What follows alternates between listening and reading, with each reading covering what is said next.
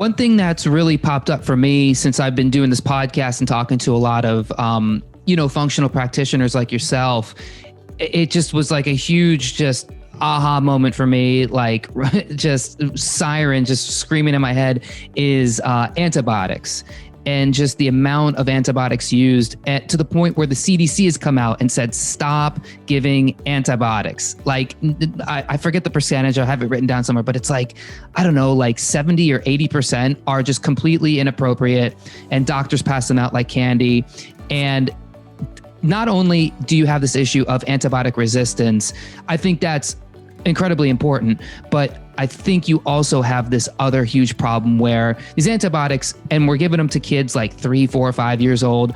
I mean, you're just completely changing the biochemistry of somebody's gut, which, like you said, like Hippocrates said, like this is where disease begins. This is where all the problems start. This is where health starts. And the fact that we just so cavalierly just give these things out for every problem. And it's almost like they just use it because they're like, how can I make this person shut up? Put this in your mouth, suck it down, and I won't see you again for 6 weeks until you come back with another problem, which will probably be SIBO or, who knows. Exactly. Yeah, I mean, the way I always describe it, right, we focus on your microbiome, which is the 3 to 5 pounds of bacteria that live on the inside of your large intestine. The majority of antibiotics, where do we put them? In a tube that has 5 pounds of bacteria in it. Right? So taking antibiotics just one time ever can wipe out a third to a half of your good bacteria. And going further on the microbiome, my favorite analogy is thinking of it as your own garden, right? And in that analogy, probiotics are the plants of your garden. So that's the lactobacillus, bifidobacterium, enterococcus, the good bacteria. What happens in your garden at home when you don't take care of it is weeds grow. Right? If you spray it with a bunch of glyphosate, most of it's going to die. Well, taking an antibiotic is basically like spraying your garden with a bunch of glyphosate or some other kind of weed killer. And then we're being exposed to viruses, parasites, bacteria all the time. And then let's say you're not making enough stomach acid. Your body doesn't shut down those bacteria. They're passing through your large intestine, and they see all this fertile soil and they're like, oh, wow, let's set up shop here.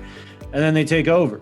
And the bad part is most people don't get like symptoms from dysbiosis, right? It'll present down the road as eczema or as rheumatoid arthritis or as headaches or you don't know until it's too late, which is one of my hopes, is that at some point, like a stool test becomes part of like a yearly well check, right? That we look at your microbe instead of doing like a CBC and a CMP, like let's do a stool analysis.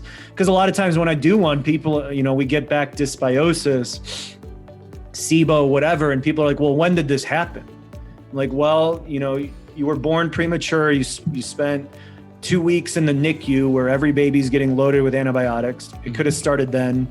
You were 2, you were getting ear infections all the time.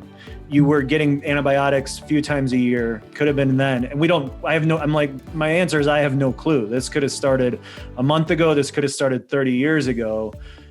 If we started doing more, if people had that more of a baseline, we'd have a better idea of like, hey, when did things go wrong?